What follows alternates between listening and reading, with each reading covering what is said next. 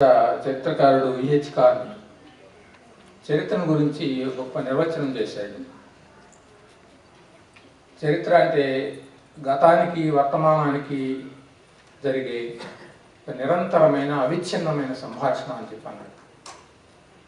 కవిత్వం కూడా అంతే.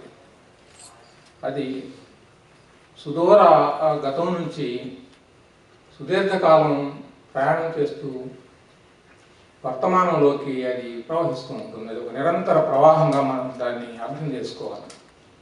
ఈ ప్రవాహంలో రకరకాల గతులు, రకరకాల ఆటంకాలు, రకరకాల ఉత్తుంగ తరంగాలు ఇవన్నీ కూడా లేచిపడుతూ ఉండటం చాలా సహజమైన పరిణామం. గత కవిత్వంలోకి మనం ఒక్కసారి కనుక తొంగి చూసినట్లయితే నన్నయ్య భట్టును మనం ఆది కవిగా భావించినట్లయితే, లేదా అంత పూర్వం ఉన్నటువంటి కవిత్వం దగ్గర నుంచి కూడా మనం తీసుకున్నట్లయితే ఒక దైవతత్వ లేదా ధర్మతత్వ ప్రధానమైన కవిత్వం ప్రాచీన కవిత్వం. ఇందులో మీకు తెలుసు, మనం మా తరం వాళ్ళు చదువుకునే దగ్గర నుంచి కూడా ఆ దైవతత్వంతోనే విద్యాభ్యాసం అనేది కూడా ప్రారంభమయ్యేది. తల్లి నిన్ను తలంచి పుస్తకం చేతను గురించిందని ఆ పద్యంతో మేము మొదలుపెట్టేవాళ్ళం. అట్లనే ఎవరి చేజనించి జగం ఎవరి లోపల నుండు అని పోతన గారి మహత్తరమైన పద్యం అసలు ఒక నిరూపమైన యాబ్స్ట్రాక్ట్, ఒక అమూర్తమైనటువంటి దైవతత్వాన్ని ప్రతిపాదించి విశిష్టమైన పద్యం అది ప్రాచీన సాహిత్యంలో. అట్లాంటి పద్యాల యొక్క ప్రార్థనతో చదువులు ప్రారంభమయ్యే దశలో అది కవిత్వంలో ప్రవహించినప్పుడు కూడా ఆ దైవతత్వము అనేది ఆ పాఠకుల్లో లేదా ఆ విద్యార్థుల్లో పాదుకునే ఒక క్రమం ప్రారంభమవుతూ ఉండేది. అయితే దానికంటే కూడా ఒక ధర్మతత్వాన్ని గురించి ముఖ్యంగా ఇతిహాసాల్లో ముందు ప్రస్తావించారు. రామాయణం భారతం లాంటి ఇతిహాసాల్లో మన ఇవాటికి కూడా ఆచరించదగిన లేదా గుర్తుంచుకోదగినటువంటి అంశాలు చాలా ఉన్నాయి. వాటిని మనం ఆధునిక కవులు కోల్పోతున్నారని కూడా నాకు కొంత ఆవేదన ఉంది. ఒరులేయవి అనరించిన నరవర ప్రియం తన మనంబునకగు తాను ఒరులకు అవిసేయకునికి పరాయణం పరమ ధర్మపథములకెళ్ళని చెప్పి భారతంలో భీష్ముడు అంపశయ్య మీద ఉండి తన దగ్గరకు ఆత్మక్షోభతో వచ్చినటువంటి జ్ఞాతి వధ వలన కలిగిన ఆత్మక్షోభతో వచ్చినటువంటి ధర్మరాజుకి ధర్మస్వరూపం గురించి చెప్తాడు. ఇతరులు ఏ పనులు మనం చేస్తే మనం బాధపడతామో ఆ పనులు మనం ఇతరుల పట్ల చేయకుండా ఉండటమే అత్యున్నతమైనటువంటి ధర్మం అని చెప్పి, అంతకంటే గొప్ప ధర్మ నిర్వచనము నాకైతే ఇంతవరకు కనపడలేదు. అట్లాంటి గొప్ప సాహిత్యాన్ని మనం ప్రాచీన కాలంలో కలిగి ఉన్నాము. అయితే తర్వాతి కాలంలో శ్రీనాథుడి కాలం దగ్గర నుంచి ప్రబంధాల దగ్గరికి వచ్చేపాటికి అది మెల్లమెల్లగా భక్తి నుంచి శృంగారం వైపు మారింది. ప్రబంధ కాలం వచ్చి మీకు తెలుసు, మన చరిత్ర, చరిత్ర అట్లాంటి కావ్యాల దగ్గరికి వచ్చేపాటికి పూర్తిగా ఒక ఏకనాయక ఆశ్రయత్వంతో శృంగారభరితమైనటువంటి రచనలు ప్రారంభమైంది. అయితే లలితమైన శృంగారం కొన్ని కావ్యాల్లో, పారిజాతాభరణం లాంటి కావ్యాల్లో కనపడుతుంది. నన్ను భవలీయ దాసుని మహంబున నెయ్యపు కెంకభూని తాచినది నాకు మన్ననయ్య అని చెప్పి అంటాడు కృష్ణుడు. సత్యభామ ఎడమకాయలతో తొలగందు వచ్చే లతాంగి అన్నాడు కదా. ఎడమకాయలతో తనితే దాదాపుగా అతను బాధపడకుండా నాకు ఒంటి మీద గగుర్పాటు కలిగింది నీ కాలి తాకిడి వలన, అది తగిలి నీ కాలికి ఎంత దెబ్బ తగిలిందో అన్నట్టుగా. అయితే గమ్మత్తు ఏంటంటే ఇట్లాంటి సాహిత్యానికి సాటిగా మనకి మౌఖిక సాహిత్యం కూడా వెలువడింది తెలుగులో. ఓరల్ లిటరేచర్ అంటాం, లేదా జానపద సాహిత్యం అంటాం. దానిలో కూడా అద్భుతమైనటువంటి భావనలు, దీంతో సమానమైనటువంటి భావనలు కూడా మనకు కనపడతాయి. అయితే అది విస్మరింపబడింది. అది మన దురదృష్టం. ఒక సంతకి బావ మరదలు వెళ్తే అక్కడ ఆ మరదలి కాళ్ళను తొక్కాడనమాట బావ. ఆమె పులకెంతగలిగింది. కాలి మీద గోరు చుట్లు వేసింది. గోరు చుట్టు మీద రోకటి దెబ్బ అని చెప్పి తెలుగు సామెత ఉంది కదా, దాని మీద తొక్కాడు. విపరీతమైన బాధ.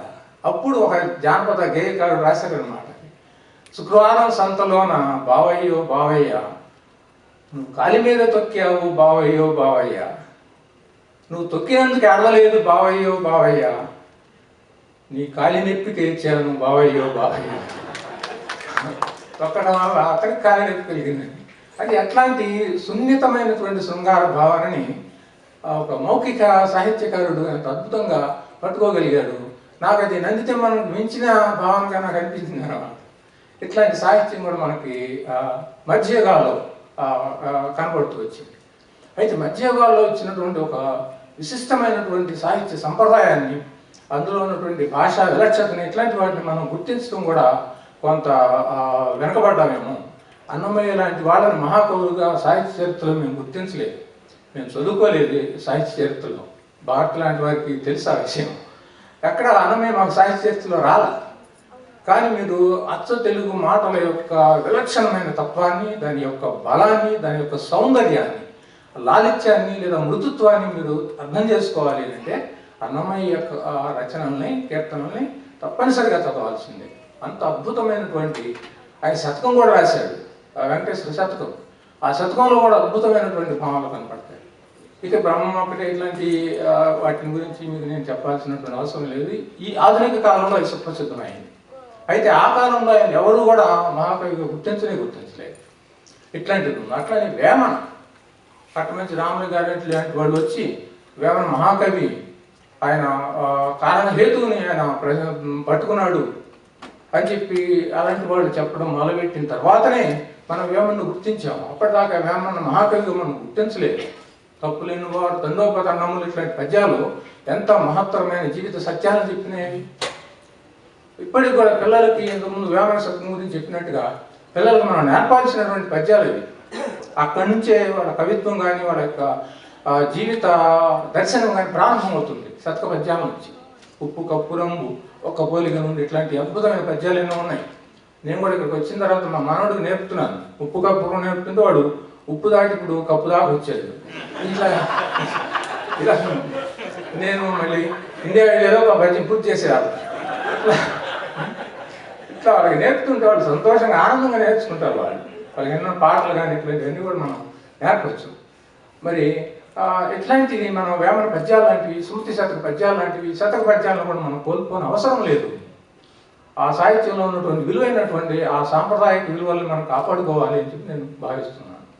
ఆధునిక కాలం దగ్గరికి వచ్చేపాటికి దానికి భిన్నంగా, దానికి విరుద్ధంగా ఆ దైవతత్వ, ధర్మతత్వ కేంద్రం మారిపోయి, ఆ కేంద్ర బిందువు మారిపోయి హ్యూమన్ సెంటర్డ్ లిటరేచర్ అనేది ప్రారంభమైంది. మానవతత్వ కేంద్రికమైనటువంటి సాహిత్యము లేదా కవిత్వం అనేది తెలుగులో ప్రారంభమైంది. దానికి ఆద్యుడు గురజాడ అని చెప్పి నేను మీకు చెప్పడం అవసరం లేదు. దేశం అంటే మట్టి కాదు, దేశం అంటే మనుషులు అని చెప్పి ఆయన సరికొత్త అనే తప్పు ప్రయోగం, సరికొత్త ఆయన ప్రతిపాదన చేశారు. అప్పటిదాకా మనం సేపటికి దేశాన్ని గురించి ఉన్నటువంటి భావన వేరు, లేదా మనం సాహిత్యంలో అనుసరిస్తూ ఉన్నటువంటి సంప్రదాయాల పద్ధతులు వేరు. కొత్తగా అతను ఒక మానవ ప్రపంచాన్ని చూపించాడు. మానవ కేంద్రితమైనటువంటి పూర్ణమును గురించి కానీ, మరొకరిని గురించి కానీ ఆయన కవిత్వం రాస్తూ, అట్లా కన్యాశుల్కంలో ఒక విశాలమైనటువంటి జీవిత విషాదాన్ని కూడా ఆయన చూపించాడు.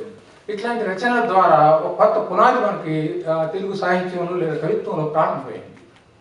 దాని తర్వాత ఇది దురదృష్టవశాత్తు భావకవిత్వం దాన్ని గుర్తించలేదు. భావకవులు వ్యక్తివాద ప్రధానమైనటువంటి కవిత్వంలో ఊహా ప్రేయసులు, వాళ్ళు ఓర్వశి లాంటి ప్రేయసుల్ని, కృష్ణాస్తి లాంటి వాళ్ళు సృష్టించుకుంటూ వాళ్ళు దిగి నుండి భూమికి అని చెప్పి వాళ్ళు అట్లా చూడటం ప్రారంభించారు.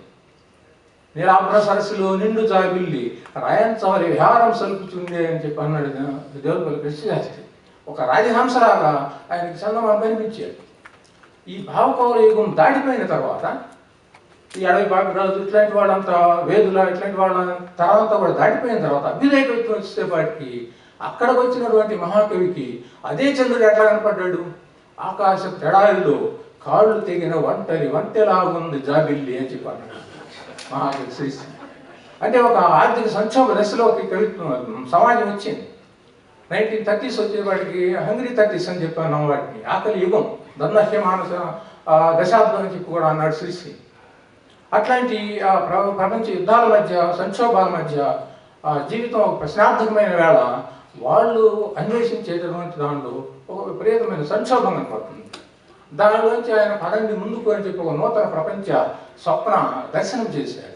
ఒక సమాజాన్ని ఆయన దర్శించగలిగాడు, తన కళల ద్వారా దర్శించగలిగాడు. కళనే కవిత్వం చేశాడు.